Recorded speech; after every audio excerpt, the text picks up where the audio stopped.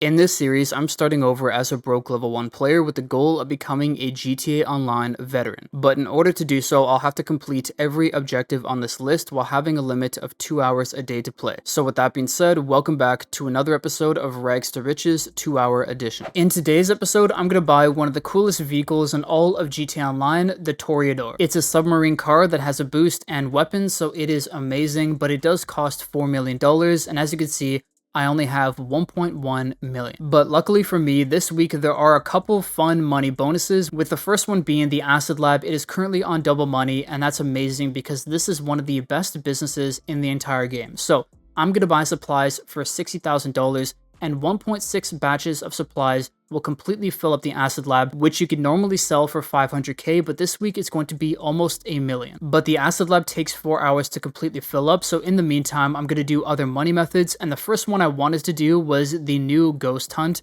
where you could find 10 ghosts around the map, take pictures of them, and make $250,000, but I actually missed the timing of it. I'm going to have to try it either later today or tomorrow. So instead, I'm going to do a Cayo Perico heist. Now, I will also go AFK today and tomorrow, because I do want to do 2 complete Acid Lab cell missions. But to start things off, I'm going to do a Cayo Perico heist. Alright, so I've finally made it to the security cameras here, and I haven't done a Cayo Perico heist in I don't know how long, so hopefully we could get the pink diamond as our primary target. No, we don't, but we get the bearer bonds. That isn't bad at all. And as usual, because I've shown the heist so many times in the series already, I'm going to skip through everything and go right to the finale. Okay, so I've done all the setup missions, and as usual, I'm going to use the Longfin as our approach vehicle. I'm going to enter at the main dock, that's the infiltration point, enter the compound using the drainage tunnel, airstrip as the escape point because the escape point does not matter, time of day, and as normal, I'm going to put suppressors on my weapons.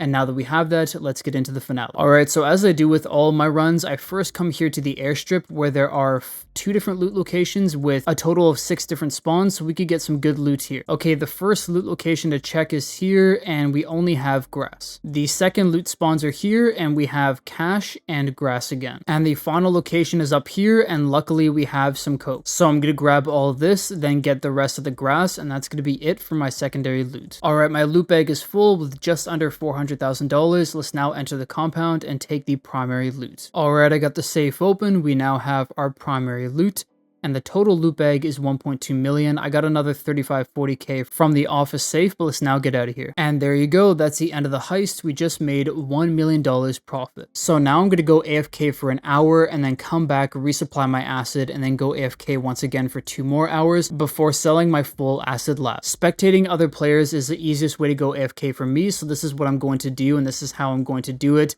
Tomorrow I will do the ghost hunt, but with that being said, I will see you later today to sell the acid lab. Alright, I'm back and I'm ready to sell my acid lab. As you can see in the bottom right hand corner, we could sell it this week for $703,000, but because I'm in a public lobby with more than 20 people, it's going to be closer to 1 million. Now, something I should also mention is it's actually the next day. I planned on doing 2 acid lab cell missions, which would have been 1 yesterday and 1 today, but I realized I actually have full stock in my nightclub, so I'm going to sell off my nightclub instead today so that it can keep producing more products. So I'm only going to do this 1 bonus money acid lab cell mission. Luckily, I got one of the easier ones where all I have to do is shoot at the cop car here, and now I could get away from the cops in the underground tunnels just next to it. There you go, I've lost the cops. Now I got to bring the acid to our second buyer. Now, of course, if you guys are selling off your acid as well this week, make sure you guys use Ghost Organization if you are selling in a public lobby with 20 or more people. You always can get griefed. That's always going to be a risk, but using Ghost Organization will take you and your product off the radar for 3 whole minutes. Of course, there's still always a chance you get griefed, but at least it will give you some peace of mind. I prefer to use it when I'm either in the city or right at the very beginning if I have this shorter cell mission, because I could get everything done before the timer is even up. So just like this one here, we're here, I'm going to drop off the acid, and now I have to get out of the area. We should be out of range any second now. Perfect, $985,000. So for going AFK or for playing the game for 4 hours, spending roughly $96,000 on supplies, you can make just under $1 million this week. Make sure you guys grind out the acid lab if you have it. Anyways, now that that sale is complete, let's sell off our nightclub, which I believe I have about $900, maybe $950,000 worth of stock. 900,000, perfect. So I'm gonna sell this stock in a private lobby to guarantee that I don't get griefed. Let's just hope it's a quick sell mission. And luckily it is. We only have a 2.2 mile drive and we have 10 minutes to complete it. And here we are at the drop off. With Tony's cut, we should be making just over 800k. And there you go, 810,000. So we're currently sitting at 3.8 million, and for the ghost exposed, we're only gonna get 250k, and I gotta wait some time to do that. So in the meantime, I'm gonna do the 2 weekly time trials to get an additional 350k. The first one I'm gonna do is the regular time trial here at the sawmill, and although it tells me to go around the Alamo Sea, I'm actually gonna go on the highway and get around that way. That should be a lot faster. All right, we're cutting it close, but we should be good.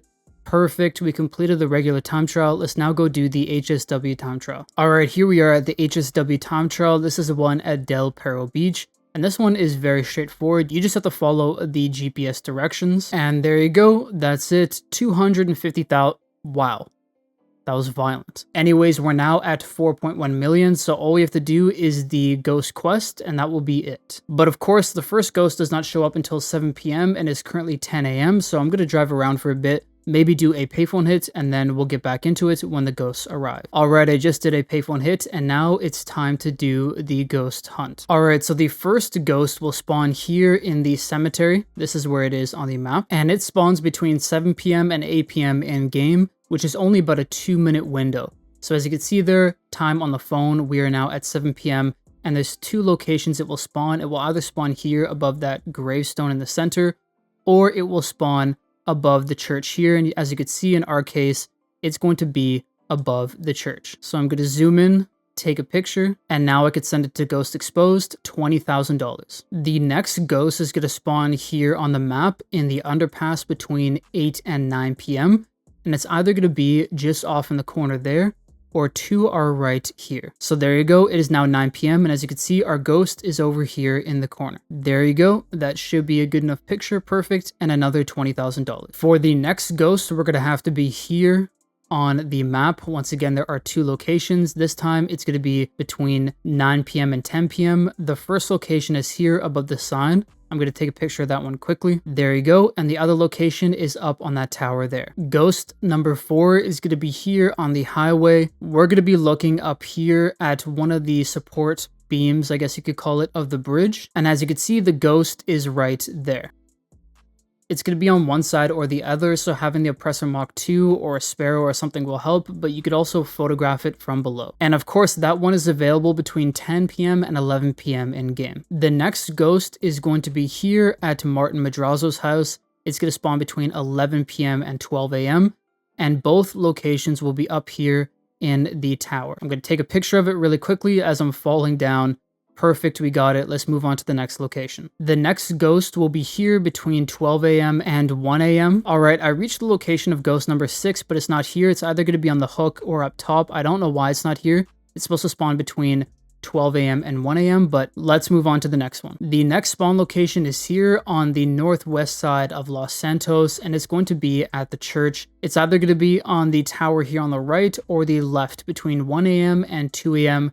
For some reason, I don't have it once again, but let's move on to the next, and hopefully that will be there as well. The next ghost is going to be on this street here on the map. It's going to spawn between 4 a.m. and 5 a.m. And on the street, there's going to be a big building here with a tower. I guess it's probably a clock tower. And inside here is where we're going to see the ghosts. All right, it is currently 3:20 a.m. and there's no ghost again. Unfortunately, this ghost hunt isn't going quite as planned. I'm seeing on quite a few different videos that people have made that ghosts that we aren't seeing are the ghosts that other people aren't seeing either. So maybe there was a switch at some point with the weekly reset. I don't quite know. And unfortunately, I just lost my internet connection. All right, we are back, and it turns out that the ghosts are now here again. For some reason, they are spawning again. So we have a ghost here. This is the ghost number 9 location. It's either going to be in the top left or the top right of this motel. This is where it is. I think the game bugged out because I was actually spawned back in at Madrazo's house, even though my spawn location was set to last location and we were way over here. So that was the last ghost that I saw before I saw the 9th ghost there at the motel. So it was probably bugged out. If you guys are not seeing those ghosts spawn, I would just try loading into a new session because that will likely fix it. Anyways, the final ghost spawn is right here at the bottom of the drainage tunnel, here at this quarry, or I don't know what you really call it, just a little water basin. But the 10th ghost will spawn here, and it will spawn between 12 a.m. and 1 a.m., which of course is way later than it is right now. So that is it for the ghost hunt. I believe I missed out on 3 to 4 ghosts, so about $60,000 to $80,000, but luckily for me, we made enough to get the Toreador. So let's pick it up, 4.25 million.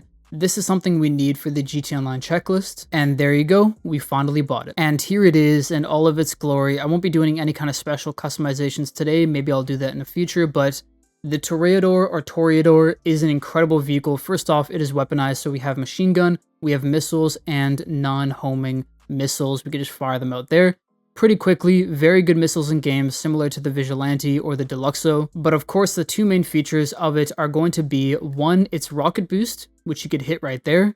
We go incredible speeds with it. And the other thing that is 100% its best feature is the fact that it could go into water. So I switched it over to the Submarine version. As you can see, we have those wings on the side. And once again, we could still have a rocket boost and travel through. Okay, as I was saying though, you could hit the rocket boost and travel through the water because it is a submersible, which makes it so cool. This could actually be stored as well in the back of the Kasaka Submarine if you want to use it for the Cayo Perico heist setups, but when you have the Sparrow, there's really no need. But look at that. This thing is sick.